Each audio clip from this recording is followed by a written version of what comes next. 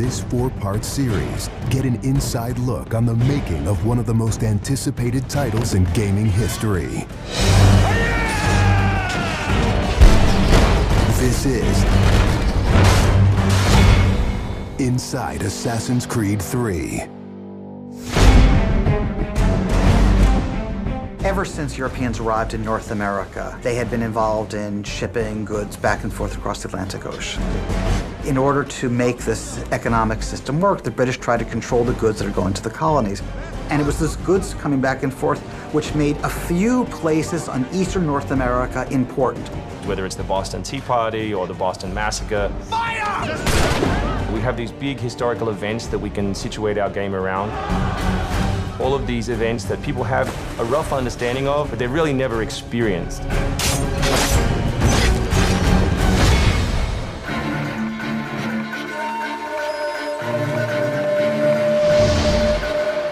We had to go back and get our historian to find us accurate maps from the era of what Boston and New York looked like. These are actual replicas of the cities.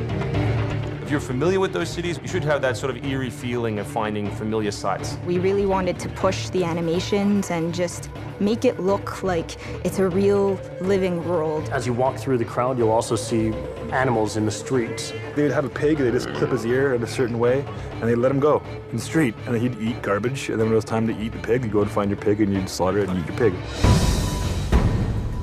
We've got a lot of new ingredients that just bring a new, fresh feeling to the gameplay inside of the cities.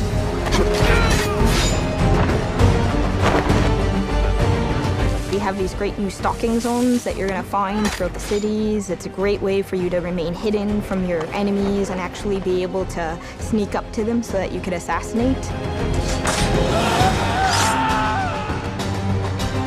We've got this amazing dynamic weather system in, so we can see not just the time of day passing, but also going in and seeing the same environments, not just in the summer, but in the winter as well.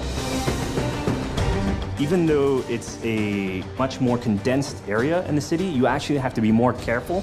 There will be carts moving past, so as you're running along the buildings, escaping some snipers, you'll be able to just dive off into a hay cart that's driving past. You'll be able to jump out of that, free run quickly through the streets, through a building, and jump out the other side. See people inside freaking out as you run past through their kitchen.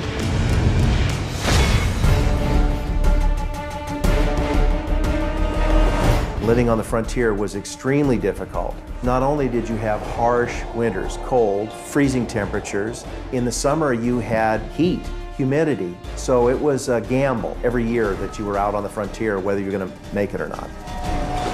For AC3, the biggest difference is just having access to the frontier. So this huge wilderness area that you can sort of explore at your own pace. It's a forest, the navigation in a very new environment, and a very organic environment as well. In the frontier, you'll be able to navigate through deep snow, but also snow does impact your gameplay. It will slow down you as well as your enemies. Once we decided that we were going to build the frontier, we realized obviously we need to populate that area. So animals became a very big deal. We have over 24 different species of animals in the game.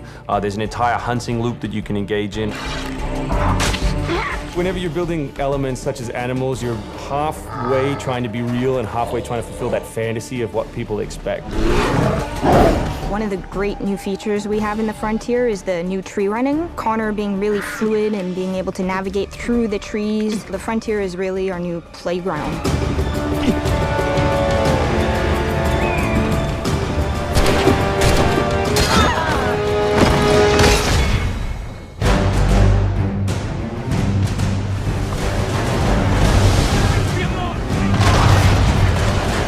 This war at sea was truly a global war and involved not only the British, but the French and the Spanish and the Dutch. Naval engagement of that period was all about closing the distance. Boarding is the end game. You've got to be able to close with the enemy, get alongside, then get on board to steal his ship. You want to take that ship intact if you can, because that's where you get your prize. The prize is whatever is on that ship that you want. Naval warfare was absolutely decisive to success in the American Revolution. Commerce comes by sea, at the same time invaders come by sea. You control the sea and you control the conflict. It's a huge part of the historical period. The Revolution is won pretty much at Yorktown by a blockade of ships. You know, we can't ignore this part of the history. This is critical. this is something that we have to do. We started a whole team up just to specifically focus on the naval experience.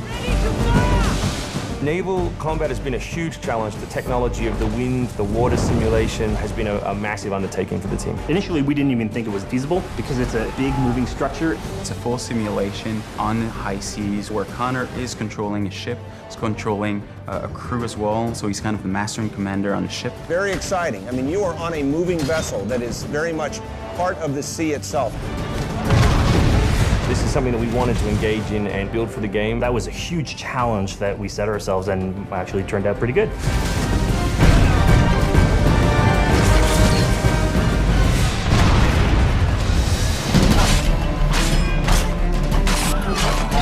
If you haven't played any Assassin's Creed games before, we really think this is a great point to get on board. It is a new story, it is a new character. This team is full of people who love making Assassin's Creed, who are delivering just an astoundingly polished and fun experience. As a creator, nothing gets better. To be frank, it just looks great. Seeing all of this coming together at the end, it's amazing. For new fans, really, this is about as good as it gets. It's by far the biggest and best Assassins yet.